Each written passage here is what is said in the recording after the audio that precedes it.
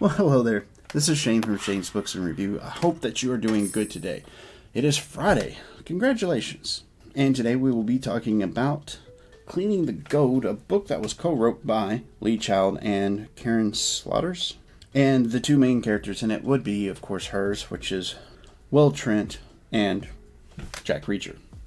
Now, this was an interesting little tidbit. This was an interesting little story. If you like detective whodunit type things, this book just it walks itself in a circle and it doesn't wrap out. Typically that would upset me. But in this regard, this book doesn't, because I think I see where it might be heading. It was a unique way for two authors to work together. And their voices are so similar that I couldn't really tell where Lee Child or Karen Slotter was writing. Now, granted, I know that whenever it's talking about Will, it's going to be her. Or whenever it's talking about Jack, it's going to be him. But they write really well together. So if they happen to see this, I would encourage them to continue that, because it worked out really well for us, readers.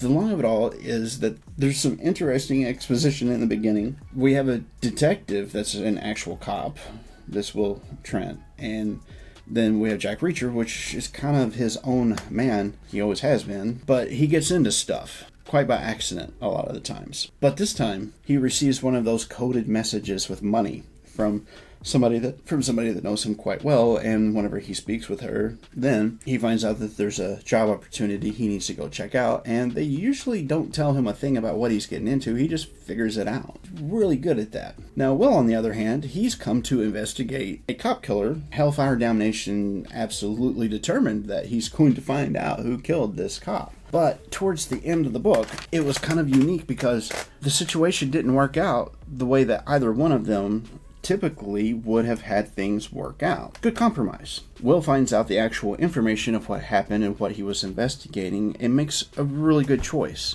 I don't think that if he had made the other choice, it would have been the wrong choice either. Just putting that out there. But I did enjoy the two of them and the back and forth and how things got to the end of the book of, now that we have figured this out, what do we do with it?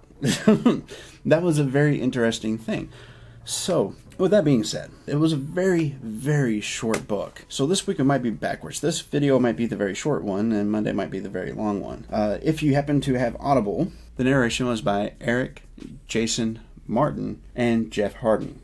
One of them sometimes was very deadpan in this, and I've heard that voice before, and it wasn't so deadpan. So I'm thinking that maybe this reading was a little bit off for one of them, but the story was good enough that really didn't matter in the grand scheme of things. I was able to incorporate and listen to this book, and it was a very short read / listen on Audible, and it was enjoyable too. So I would like to thank both of you for a wonderful narration, and also Karen Slotters and Lee Child for collaborating and giving us a nice little story where the two worlds came together. Would I recommend the book? If you like detective whodunit, or if you like military drama type things, this book might be up your alley. I know for myself, Dirty Little Pleasure, anytime I see one of those books come out, I'm certainly going to grab it. Today's book was Cleaning the Goat.